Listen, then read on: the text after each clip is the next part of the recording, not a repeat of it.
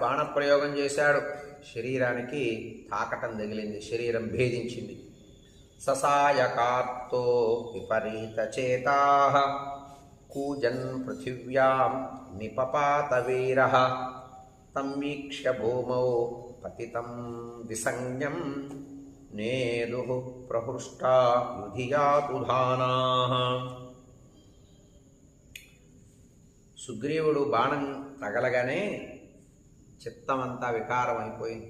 ఏం జరిగిందో అర్థమే కాలేదు సుగ్రీవుడికి. రావణుడు వేసిన బాణం తగలగానే చిత్తభ్రమణమైంది. అసలు ఏం జరిగిందో, ఎప్పుడొచ్చి బాణం తగిలిందో అర్థం కాల, ఎంత వేగంగా తగిలిందో కూడా అర్థం కాల. బుర్ర పనిచేయటం మానేసింది, శరీరం అంతా అతలాకుతలమైంది, నేల మీద పడిపోయాడు.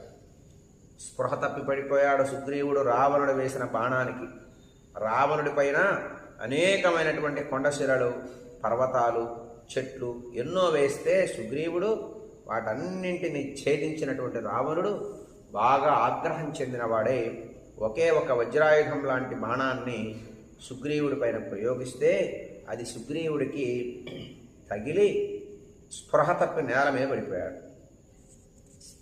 ఇక రాక్షస సైన్యం అంతా జజేలు కొట్టారు, సంతోషపడ్డారు, ఆనందపడ్డారు.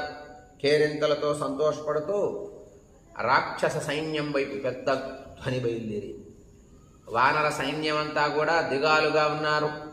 మరి వానర రాజు సుగ్రీవుడు ఏమైంది, సుగ్రీవుడికి స్పృహ తప్పి పడిపోయాడు అని వానరులంతా భయపడ్డారు.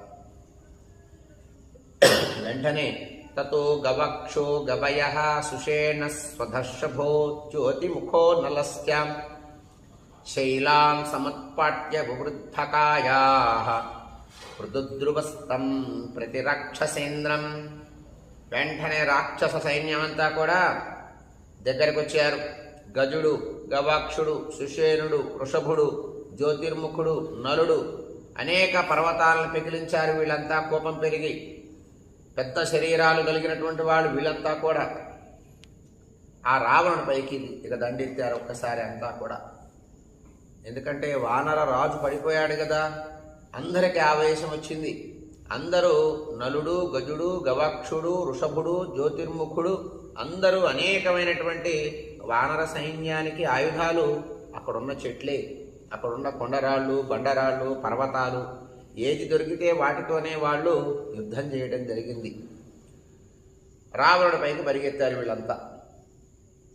రావణుడు కూడా వాళ్ళు వేసేటటువంటి చెట్లని,